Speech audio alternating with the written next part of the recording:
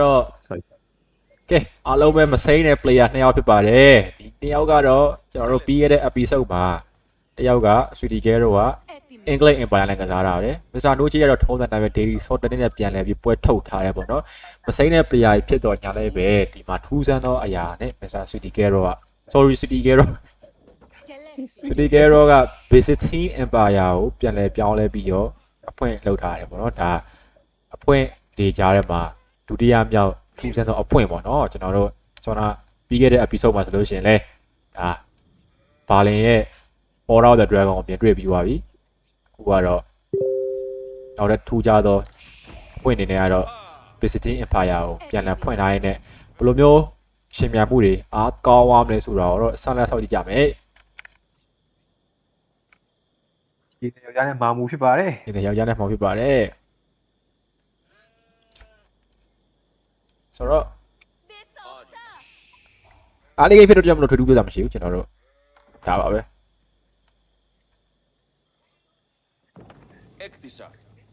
try တာပါဒီတော့လား 5 2 years later လောက်ပါမှာ2000 years later ဒီလိုချပြင်းနေရတာဒီလိုချပြင်းစရာဒီဘက်က သတ္တရာတော့ကျွန်တော်လက်ရှိချိန်မှာတော့ကဲကျွန်တော်တိုးကောက်နေတော့ထုံးစံတိုင်းပဲကြည့်မယ်တိုးကောက်ကတော့ကျွန်တော်မစ္စတာနိုးချေက6ကောင်အထိရောဒီမှာရတာတယ် straight တော့ sweetie ကတော့ဟုတ်တယ်4ကောင်နေပဲရတယ်ပေါ့နော်ဆိုတော့အရင်တော့တိတာလုံးနဲ့လောင်းလေးကိုပို့ဆိုပေမဲ့ဒီတိုးကိုတော့ဝင် snipe လိုက်ပြီခင်ဗျ okay ဆိုတော့ကတိုး9ကောင်လေးရပါပြီဒါတော်တော်ကောင်း oh shit oh shit ကိုကလှူသွားတယ်ခင်ဗျာဟိုပါလူဝါပါပြီခင်ဗျာ GG well play XD GG well play XD ပြသွားပါတယ်လောဘကြီးချင်းရဲ့ရလာကတော့စင်မပြေသွားခဲ့ဘူးဆိုရင်နောက်မှာအပြီးပြန်လာတာအပြီးပြန်လာတာကျိုးဒီပြန်လာမလဲလေဒီမှာ9ကောင်ဒီမှာ6ကောင်73ကောင် damn bro damn oh shit ဝေးတဲ့တော့မျက်နှာပြုံးကြီးနေပြီတဲ့ damn bro ဒါလောဘကြီးချင်းရဲ့ရလဲပေါ့နော်အဲ့တော့တတ်နိုင်ဘူးဒါသူ့ရဲ့မြင်ရင်လေသူ့ရဲ့ဇလန်းကတော့ဒီလိုဖြစ်သွားပြီဆိုတော့ series ကတော့တိတ်အဆင်မပြေတော့ဘူးဗျာကြည့်ရတော့ Mr. CP ကဲတော့ပဲ Mr. Noche ကိုနောက်တစ်ပွဲထပ်မံအနိုင်ယူသွားမလားဆိုတာကိုတော့စိတ်ဝင်စားဖို့ကောင်းနေပြီ Grand Winery နဲ့အတူပဲအလဲမှာတော့ကျွန်တော်တို့ဒီမှာတော့ H2 ကိုတော့သွားတာလေဒီဘက်ချမ်းမှာလဲ Weepo တို့ upgrade ကတော့အလကားရတဲ့အတွက်ကြောင့်မလို့20% မရှိဘူး Don't want the faith ထုံးစံတိုင်းပဲသူကတော့ religion landmark နဲ့ပဲပြန်ပြီးတော့အထားဖွင့်နိုင်ရဆိုရင်အနောက်မှာဒါပေမဲ့ဒီတိုးအဲ့ဒီတိုးကောင်းကတော်လေးဟိုမှပြောလို့ပြောမှမသိအောင် wow ဒါပေမဲ့ဒါလောကရဲ့ဖြေတော့မဟုတ်ဆုံးသက်ပုံတွေပေါ့နော်ဖြေတော့မဟုတ်သေးဘူး yes ဖြေတော့မဟုတ်ဘူးဖြေမဟုတ်သေးဘူးလမ်းမမကြိုးသွေးဖြေမဟုတ်ဘူးပေါ့နော်ဒီကောင်းတဲ့ player တယောက်အနေနဲ့တော့ဒါအဖြေတော့မဟုတ်ဘူးသူတို့ eco တွေလုံနေတော့မှ player တယောက်ချင်းစီရဲ့ history လေးကိုပြန်လည်သုံးသပ်မှဆိုရင်blue player ဖြစ်တဲ့ဆန်နိုချေကတော့ तू ကအင်မတန်မှစင်ချစ်သူပေါ့နော်စင်ချစ်သူ तू က H အမြန်တင်မယ်အစာပိုင်းမှာ eco လုံးမယ်သူလိုချင်တဲ့ H3 ရောက်သွားပြီဆိုရင်တော့စင်နေစားထုတ်ပြီးတော့ကျုံးပြီအဲ့ဒါကို Brojain ကဘယ်လို defend မလဲအဲ့ဒါစိတ်ဝင်စားဖို့ကောင်းသွား Brojain ကဆိုရင် Star Crack War Crack AoE 3မှာလည်းတော်တော်လေးကျန်းတဲ့ player တယောက်ဖြစ်တယ်အခု AoE 4မှာဆိုရင်လည်းသူ DSC တက်တွေအကုန်လုံးနှီးပါးကိုကစားတတ်တယ်သူစော့နိုင်တဲ့ civilization ကတော်တော်လေးကိုများတဲ့ player ဒီဘက်မှာလည်းတက်အစ်စ်လေးနဲ့ပွဲတက်လာတယ်ရအောင်စိတ်ဝင်စားဖို့ကောင်းနေပါပြီရအောင်စိတ်ဝင်စားဖို့ကောင်းနေပါပြီဟုတ်မှန်ပါတယ်ခင်ဗျဆိုတော့ဒီနှစ်ယောက်ရဲ့အားပြမှုကလက်ရှိချိန်မှာကျွန်တော်စောရတာပြောတဲ့အတိုင်းပဲအတွေ့အကြုံနဲ့ထိန်းသွားပြီးတော့နော် Explorer ရအောင်တတ်သွားတဲ့အတွက်ကြောင့်မလို့သူ့ရဲ့ကောင်းမွန်တဲ့ရလက်ဖြစ်တဲ့တိုးရဲ့အများကြီးပိုင်ဆိုင်လိုက်ရပြီပေါ့နော်အဲ့ဒီတစ်ကွက်ကိုတော့ Mr. Noche ရတော့တတိမထားမိတဲ့နောက်မှာတော့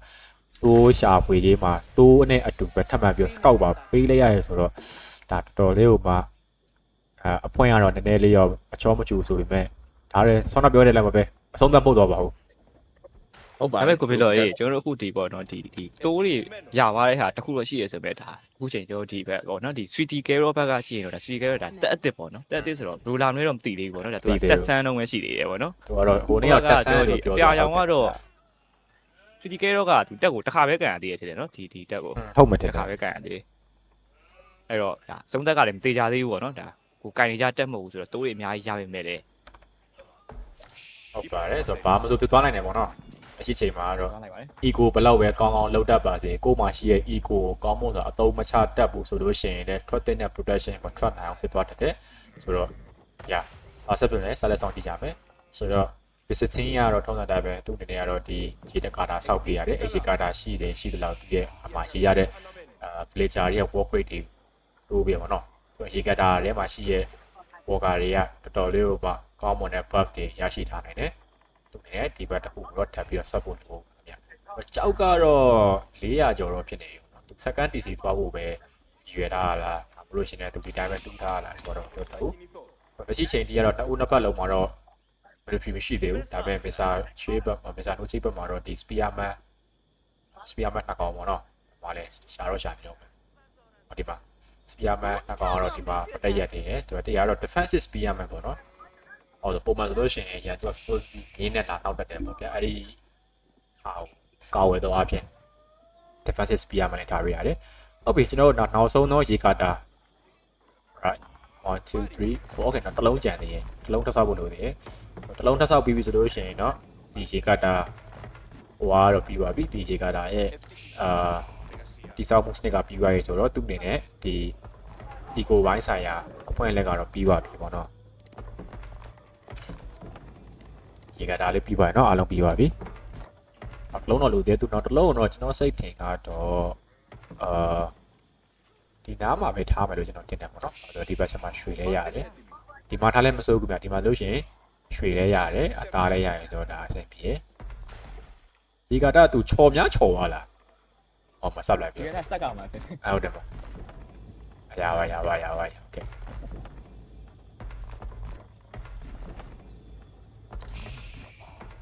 โอเคဒီပါပြီနောက်ဆုံးရေကတာတော့ location ဒီမှာအကောင်းဆုံးလို့ကျွန်တော်ထင်တယ်ပေါ့နော်ဟောဒီနားလေးရကြတော့အသားအုပ်လေး fan လုံးကောင်းတယ်ရွှေအုပ်လေးတူတူပေါ့နော်ရှင်းပြပါတယ် okay ကျွန်တော်တို့နှစ်ယောက်သားတော့အရန်ကြီးဟိုမှာထူးခြားလုံးနဲ့တိုက်ခိုက်မှုတွေရောတော့လုပ်ထားဘူးပေါ့နော်ဒါပေမဲ့ဒီပုံ map control ဘိုင်းကတော့တော်တော်လေးကိုတိတာသွားပါပြီကြည့်မယ်လို့ရှိရင်ဒါကတော့ City Gale ရဲ့ map control ဖြစ်ပါတယ်ဒါပေမဲ့ early game မှာ scout တေဆုံးသွားတဲ့အတူပဲ relic location နဲ့မသိတော့ဘူးဆိုတော့ Mr. No ကြီးရဲ့ Mr. Logan ရဲ့ map ကဒီလိုလေးတော့ဖြစ်နေရပါတော့သူ scout တေသွားတော့တော်တော်လေးကိုမှအဆင်မပြေပါဘူးဒါပေမဲ့လည်းသူအတက်နိုင်ဆုံးတော့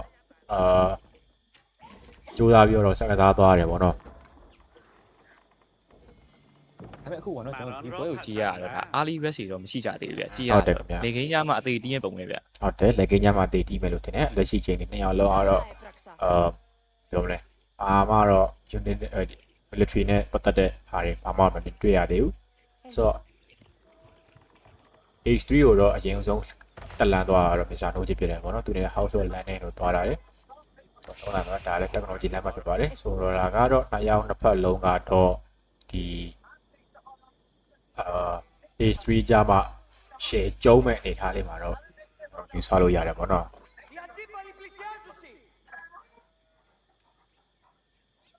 အစကိုပြလို့ရအခုဒါဆိုတာကျွန်တော်ဒီ AI လေးရဲ့အခြေအနေကဘယ်လိုလဲဗျ AI အခြေအနေရတော့သူမြောက်ပေါ့နော်ဟုတ်တယ်ရတော့ပြောလို့မရသေးဘူးပေါ့နော်ဘာလို့ဆိုတော့နှစ်ပတ်လုံးကအိုးလက်စားလေးတော့ပြန်ချေခဲ့ဆိုပေမဲ့သူရတာတော့သုံးနှကောင်တယ်ပါ နှစ်ကောင်လဲနှစ်ကောင် နှစ်ကောင်ဆိုနှစ်ကောင်ပေါ့ သိတာမယ်လို့ထင်နော် ဟုတ်တယ်နှစ်ကောင်ဆိုနှစ်ကောင်လဲပါပဲတော့တက်ပစ်ပလိုက်တယ်ကွာသူလာယူအောင်ဆိုတော့ okay ပြီးသွားပြီဆိုတော့ဒီမှာဖမ်းမယ်ပေါ့နော်ဟောဒီမှာတော့အိုးသူအနေနဲ့ H3 ကိုဒီမှာတင်ဖို့ကြိုးစားတာဒါပေမဲ့အော်မြေခွေးကတော့ဒီမှာတော့ MVP လားမသိဘူးပေါ့နော်သူဒီဘက်မှာသူ H3 တင်ဖို့ကြိုးစားတာခင်ဗျာဒါပေမဲ့အဆင်မပြေပါဘူးမြေခွေးတွေရဲ့နှောက်ယှက်ခြင်းနဲ့သူ location ပြန်ပြီးဆိုတော့ switch လိုက်ရတယ်ပေါ့နော် wow ဒါလက်မှတ်ကြီးတယ် ဟုတ်တယ်လက်မှတ် H3 သွားတော့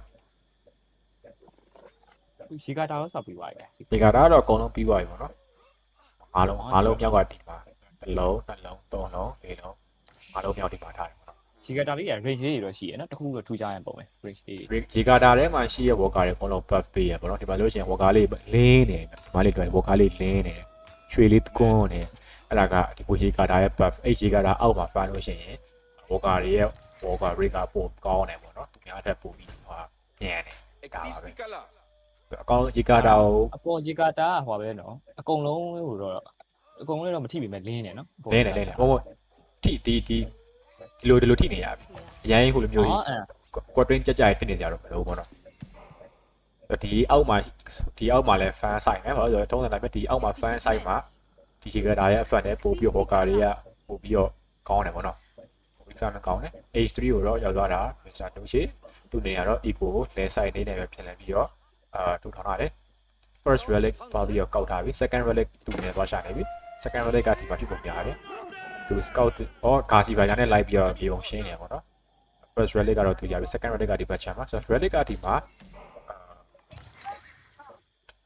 တူတစ်လုံးဒီမှာ2လုံးဒီမှာ3လုံးရှိမယ်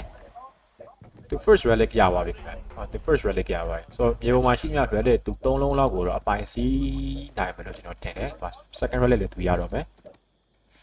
third relic လည်းကိုသူကောက်နေပြီ so fourth နဲ့ fifth ကတော့ဒီရန်သူစကန်ရှိတဲ့မှာကျတော့သူ့အနေနဲ့ risk ယူမလားဆိုတော့မေးဖို့လိုတယ်ပေါ့နော် တို့ကြည့်ရတာပေါ့နော်ဒီ Sweetie Carrot ဘက်က relic ကောက်တာမတွေ့သေးဘူးနော်သူကတော့ဒီဂျီကာတာကိုပဲကြိုးပမ်းနေတာပေါ့နော် ဟုတ်တယ်ဒါမဲ့ဟိုဒီ visiting နေနဲ့ကတော့ relic ကိုအဓိကဦးစားပေးသွားကြတော့မလို့ပေါ့ဗျာသူအနေနဲ့ကတော့ ego လေးတောင်းနေခိုင်းမှာပြီးတော့ဒီကောင်းကောင်းလေးထွက်လာနေသေးရတော့ဆင်ပြေပြီဗျာကိုလက်ရှိချိန်မှာကတော့ relic ကိုတော့ဒီdaily sultanate အနေနဲ့ကတော့ relic ကိုအားကိုးပြုရတဲ့တက်ဖြစ်တဲ့အတွက်ကြောင့်မလို့သူအနေနဲ့ကတော့ relic တော့ like သိန်းလေးကိုလိုရတယ်ဆိုတော့ဒီပုံမှာ relic 3လုံးကိုကောက်ပြီးတော့ပြီသူအနေနဲ့နောက်ထပ် relic location လိုက်ရှာနေလို့ကျွန်တော်ထင်တယ်ပေါ့နော် relic location တွေရှာပြီးပြီဆိုရင်တော့ရှိပြီးများ relic တွေအကုန်လုံးတင်းကျုံယူသွားမလားဆိုတာတော့စိတ်ဝင်စားဖို့ကောင်းနေပြီ။မြောက်တော့ AC ရောက်သွားပြီ။အမေဘောကကောင်းလဲတူတယ်။ Army supply ဘိုင်းမှာတော့ surface 17-0ပေါ့နော်။ကြည့်ရတာတော့ Sweetie Carrot အနေနဲ့ကတော့သူအနေနဲ့ဘာမှထပ်ပြီးတော့မှဟောမသွားတာဘူး။ဒီ Army ဘိုင်းဆိုင်ရာတော့သူမသွားတာဘူး။ ကျွန်တော်အခုကြည့်ရတာပေါ့နော်ဒီ Sweetie Carrot ကတော့ဒါ wall တွေပါတော့ခတ်ထားတယ်ပေါ့ဒါပေမဲ့ကျွန်တော်ဒီ Mr. Nuchi ကတော့ wall တွေပါမခတ်ထားဘူးနော်သူတို့ကြည့်ရ player ချင်းချင်းစိတ်ထဲမှာသိနေကြတယ်ထင်ပါတယ်သူတို့ချင်းချင်းတော့ player ချင်း ချင်းပြီးတော့ဆော့ကြမယ်ထင်ပါတယ် ဟုတ်လောက်ပါတယ်။တော့ဆိုရတော့စင်တန်လေးကြားလိုက်ပြီညာ။ဆိုပြီးပမာလေး ဟောဒီမှာမမိုးကြီးအလဲမှာဘယ်ထိပ်ပါ ဒီပဲ။မစင်တော့ပေါ်ရောဒီမှာ okay ။ဆိုရအတန်းကြားလိုက်တယ်။ အဲ့ဆိုကိုပြလို့ကျွန်တော်တို့ဒီ player တွေရဲ့မြင်ရတဲ့ဒီမြေပုံပုံစံလေးတွေတစ်ချက်ပြပါအောင်ခုနကတော့ player point of view ကတော့ Mr. Doche ကတော့သူ့အနေနဲ့ Garci Rider နဲ့ပတ်ပတ်လည်ကိုလိုက်ပြီးတော့မြေပုံလေး live scout နေပါတော့ဆိုတော့ဒါတော့ Sweetie Carrot ရဲ့ point of view ပါလေသူ point of view တော့မစိုးပါဘူးဒီနားလေးပဲလွတ်တာပေါ့ရန်သူစကိုင်းကိုလည်းမြင်ရတယ်ဆိုတော့တမြေပုံလုံးဒီပါတော့သူကတော့မြင်ရတယ်ပေါ့နော်ဆိုတော့ no problem ဆိုတော့ early game မှာတိုးတွေအင်မတန်မှပါဆိုင်သွားပြီးတော့ eco ဘိုင်းဆိုင်ရာတောင်းတင်းသွားတော့ညားလေးပဲအခုချိန်မှာတော့ဒါကတော့တိုက်ခိုက်မှုဘိုင်းမှာဘယ်သူပို့ပြီးအားပြိုင်သွားမလဲဆိုတော့ဒီဘေးကုန်းထုံမှုအပေါ်တော့ဒီဝါးကြီးပေါ့နော် ကျွန်တော်ကဟိုကြည့်နေတဲ့ view ပါတွေမသိပါဘူးဆိုတော့ဒီအပေါ်ကအကြောင်းလေးနှစ်ကြောင်းပါလေဗျထိတ်ကအဲ့မှာအစိမ်းကြောင်းနဲ့အပြကြောင်းနှစ်ကြောင်းပါဘယ်လိုပူစားပြူပါလဲဟိုထိတ်ကလေးကအ စိမ်းချောင်းနဲ့ပြကြ ထိတ်အလေလေးပါလေအဲသူကဝေါ်ကာကောက်နေဟိုရှင်နေကောက် ဟောဒီအပေါ်က44ကဝေါ်ကာအကောင့်ဖြစ်တယ်အောက်ကဟာ battery ကောင့်ဖြစ်တာပါပဲပေါ်နဲ့အောက်နဲ့ပေါ်လို့ရှင် supply တူတယ်အပေါ်က44ကပေါ်က44ရောက်ပေါ်43ပေါ်က43အောက်က55ကျတော့ battery supply 55ရောက်ဒါလို့ရှင်လေဒီ army supply 22ပေါ့နော်အဲ့လိုမျိုး ဝေါ်ကာရတော့တူပဲနော်အတိတ်မကြီးမယ် ဆိုတော့ upgrade weapon တွေကတော့ daily sorted ဘက်ကတော့ source အများကြီးတော့လုပ်လိုက်ပြီပေါ့နော်ဒါပေမဲ့ဒီ publicity နေနေတာတော့သူ့အနေနဲ့ကတော့ Blacksmith တော့စောက်ပြီးပြီဒါပေမဲ့ Blacksmith က first upgrade တော့မတိုးရသေးဘူးပေါ့နော်ဆိုတော့နှစ်ခုနှစ်ဖက်လည်း wall ခတ်လိုက်ပြီပွဲချိန်တော့15မိနစ်တော့ရှိပြီထွေတူပေါင်းတော့နေတော့မလုပ်ကြဘူး ကျွန်တော်ခုကြည့်ရပါတော့ဒီ military unit ကောက်မှာတော့ဒီ26နဲ့19ကအရင်မများဘူးဆိုရင်တော့ဒီဘက်ကစင်နေပါလာရင်တော့ဘယ်လိုချင်းကြီးပြောမလဲဆိုတော့သိရနေပြီပေါ့နော် သိနိုင်သေးပါဘူးဗျာစင်နေရတော်တော်လေးဟို တကောင်ရဲ့တန်ဖိုးကလည်း 600ဆိုတော့လေဒါကတော့များတယ်ဗျ600ကျော်ရယ်ပေါ့နော်အသား400ရွှေ350ဆိုတော့950ဝန်းကျင်တော့သွားကြတယ်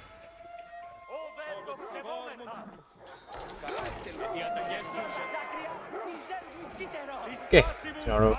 စောနာအကျိုးပေးရတဲ့မြေဖစား first battle ကတော့မြေခွေးနဲ့ပေါ့နော် cataphracts ဒီ cataphracts တွေကကြတော့ Byzantine မှာဆိုလို့ရှိရင် Inmantan အောင်မှဒါ OB ဖြစ်လို့နဲ့ရင်းနေလို့ပြောလို့ရတယ်ပေါ့နော်။ဘာလို့လဲဆိုလို့ရှိရင်တို့ကဒီသွေးရတယ်360ရှိတယ်။ပုံမှန်ဆိုလို့ရှိရင် heavy cavalry ကကြတော့ spearman တွေကိုတော့နိုင်လိမ့်နိုင်တာမရှိဘူးပေါ့နော်။ဒါပေမဲ့ဒီ cataphracts တွေရဲ့ trample ဆိုတဲ့ ability ကဒီသုံးလိုက်လို့ရှိရင်ဝုန်းဆိုပြီးတော့ပြေးလုံးတာပေါ့နော်။အဲ့ဒီပြေးလုံးတဲ့ဟာကြီးကတော်တော်ကြီးကိုစိုးတယ်။ဆိုတော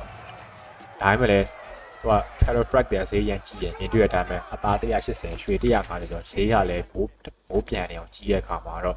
unit တစ်ကောင်တိုင်းဆုံးရှုံးတာကတော့တော်တော်လေးကိုမှအထိနာစေရဆုံးရှုံးမှုပေါ့နော်ဒါပေမဲ့ဒီ cataphracts တွေကိုဘယ်လိုမျိုးကောင်းမလားတော့ပြပါမယ်တစ်ပတ်မှလည်းစင်နေဆိုတော့နှစ်ဖက်လုံးရဲ့ unit တွေကတော်တော်လေးကိုမှကြမ်းပြီးတော့ကြောက်ဖို့ကောင်းတယ်ပေါ့နော် Byzantine ရဲ့ unit တွေကလည်းကြမ်းတယ်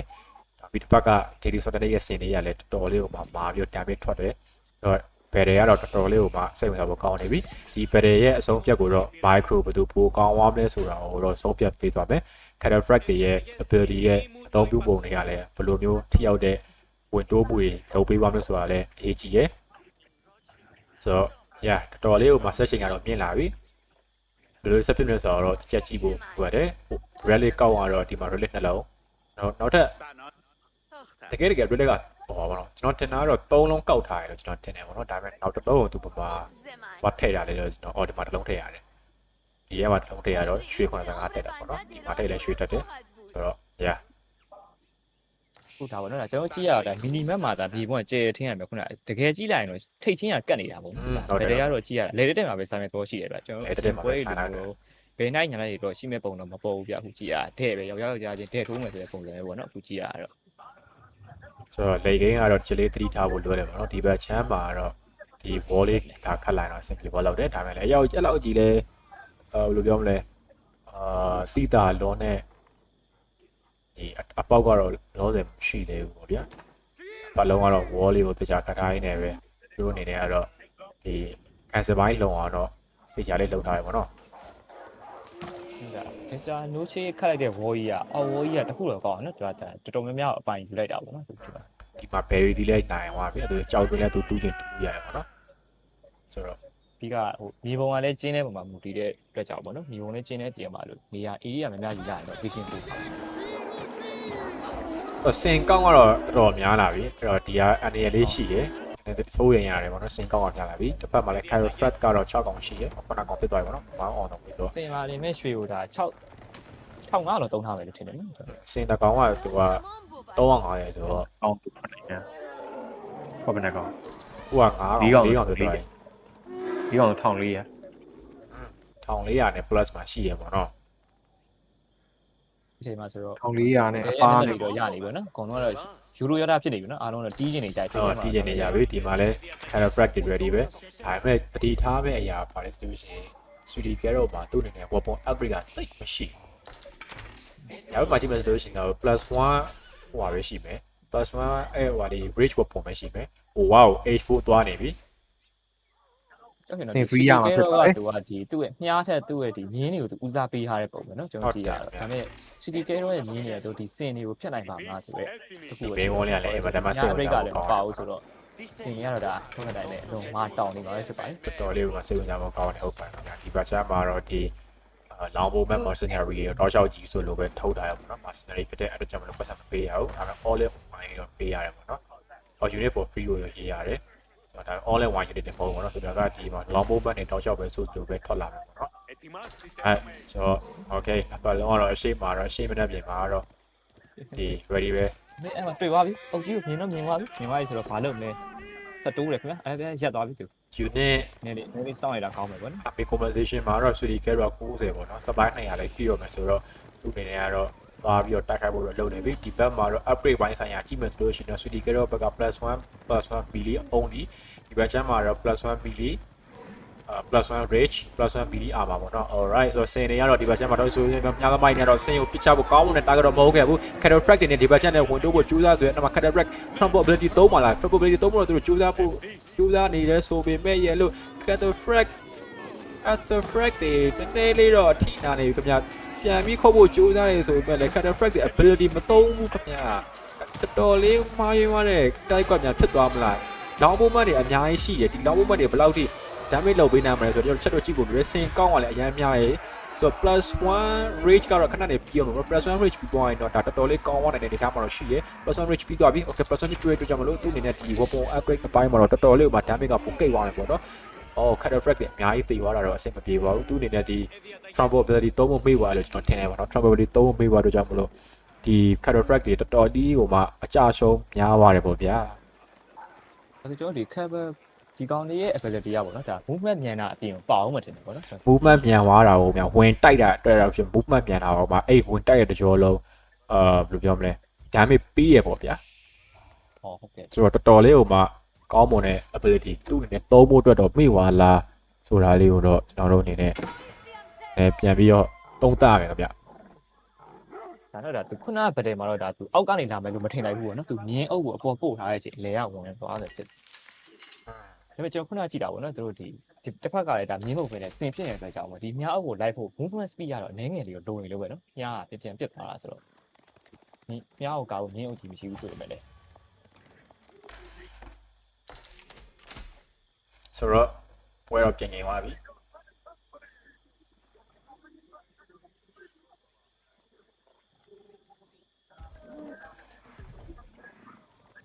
ပွဲတော့ပြင်နေသွားဆိုတော့ ဘာကြီးလဲတော့မသိဘူး โอเคနောက်ထပ်ပဲလေတစ်ပွဲဒီမှာလည်းဆိုရင်တော့ cattle frag တွေနဲ့နောက်မှာတော့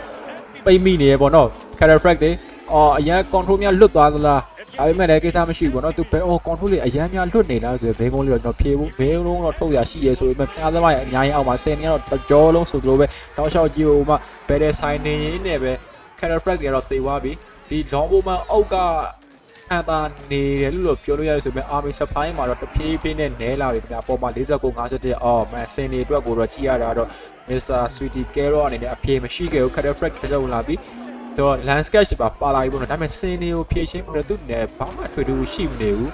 စင်တွေကသူ့အတွက်အနေတော်လေးဟိုမှာအင်မတန်ဟိုမှာအနေရပေးလုံးနေရခင်ဗျာစင်တွေတကောင်ဝင်ကောင်ပြစ်ချနေဆိုပေမဲ့စင်တွေတေနေတဲ့အချိန်သူ့အနေနဲ့ပေးဆက်လိုက်တဲ့ရွေးတွေအများကြီးရှိရ defensive keep ကိုတော့ထက်လန့်ပြီးတော့ဒီမှာကျွန်တော် location ရတော့အဆင်မပြေဘူးပေါ့နော်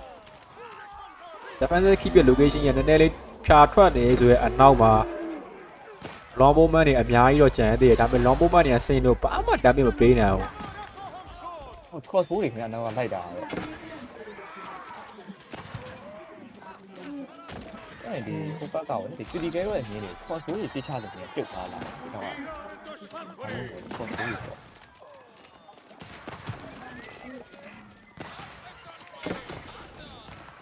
တိုက်ပြဝိုင်းတော့ပြဿနာရှိမှတဲ့နော် ဝီးနေပြတဲ့စင်တအားချင်း ဆောက်လက်စာဟိုပြုတ်သွားလို့ရှိရင်ရောဒီဟို resort ကပြန်ရတာဒါမှမဟုတ်ပျက်စီးသွားတာ ပျက်စီးသွားတယ်ခင်ဗျာ မရဘူး မရပါဘူးခင်ဗျာ မရအောင် အဲ့ကိုရက်လိုက်ပြီးတာပေါ့နော်ကျွန်တော်ဒီကိုကနေကိုဆောက်လက်စာဟာကိုရက်လိုက်ရင်ဒါကတော့မပြတ်တော့ဘူးတင်တယ်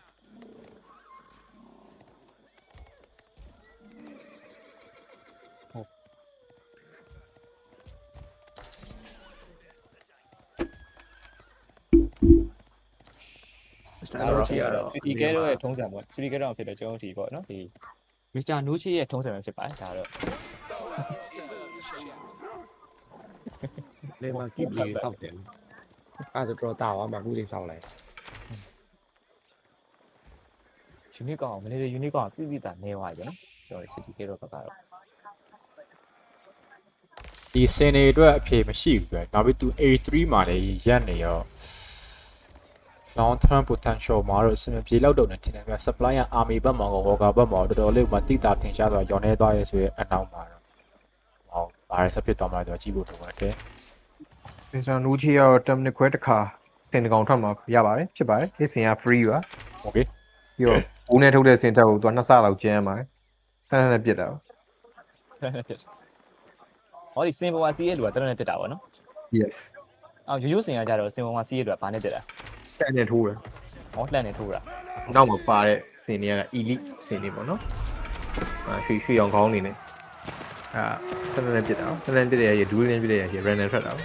ဒါတော့ဒါပွဲစားပြောလို့ပေါ့နော်ဒီတိုးကောက်အောင်ယူပြီးတော့ဒါပွဲကအဆုံးဖြတ်ပြီးနိုင်လို့တော့မဆိုလို့သေးဘူးအခုလဲဒါအဆုံးဖြတ်ပြီးနိုင်လို့တော့မဆိုလို့သေးဘူးဗျကျွန်တော်ဒီလမ်းမမကျိုးသေးရတော့ပွဲကအဖြစ်လို့တော့ဘူးမှမပြီးနိုင်ပါဘူးဒါကတော့ လိုက်တယ်ဒီမှာချက်ခဏ ကိုကျော်ကြီးနေနေတော့ဒါပြောကို အဲ့ဟိုပါလေဒီ ဆွဲပေးတယ်ပေါ့နော်ဒါတိတ်ဝင်ရဲပေါ့သူလည်းနင်းငယ်တော့ ဖုန်းကြီးမတက်ရလို့ရှိရင်ရတဲ့အလန်တိုင်းကဘလူးကွာ ဘယ်ရ ကိုကျော်ကြီးတိန်းထားတယ်ဟာလေ ဟော sacred site ကိုကျော်ရဲ့အဲ့ကွာနေမယ်ဆို အဲ့ဒါဆွဲရတာရင်းကြိုက်တယ် အဲ့ရင်တဲ့ cattle frag တွေကအပြောဒီမတော့ဘူးခင်ဗျာသူ့အနေနဲ့ဒီ cattle frag အပြောဒီသုံးလို့ရဆိုတော့မသိဘူးနဲ့တူတယ်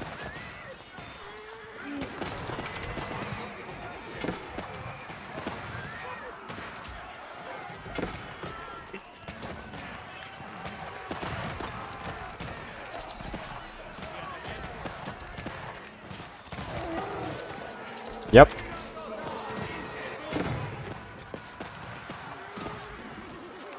Yep.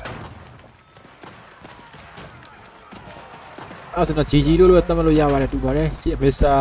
ဒိုချေရတော့သူ့ရဲ့ပေါ့နော်ပြောလဲရှုံးနေသွားတဲ့ပြီးခဲ့တဲ့ series ကနိုင်ရလက်ကိုတော့ပြန်လဲပြီးတော့ရယူသွားပြီပေါ့နော် အာရှစ် GG GG